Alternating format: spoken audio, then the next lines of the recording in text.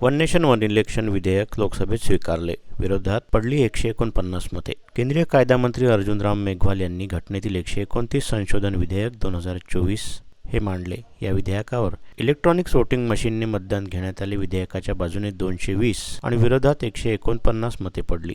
संसदेत लोकसभेत मंगळवारी वन नेशन वन इलेक्शन विधेयक मांडण्यात आले. कायदा मंत्री अर्जुनराम मेघवाल यांनी घटनेतील 129 संशोधन विधेयक 2024 हे लोकसभेत मांडले. या विधेयकावर इलेक्ट्रॉनिक वोटिंग मशीनद्वारे मतदान घेण्यात आले, ज्यामध्ये विधेयकाच्या बाजूने 220 आणि विरोधात 149 मतं पडली. एकूण 369 सदस्यांनी मतदान केलं. यानंतर विरोधी सदस्यांनी गोंधळ घातला. या प्रक्रियेवर आक्षेप घेतला.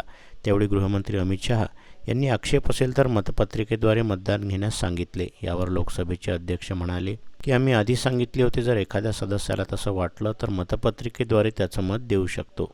यानंतर मतपत्रिकेवर मतदान घेण्याचा निर्णय घेण्यात आला.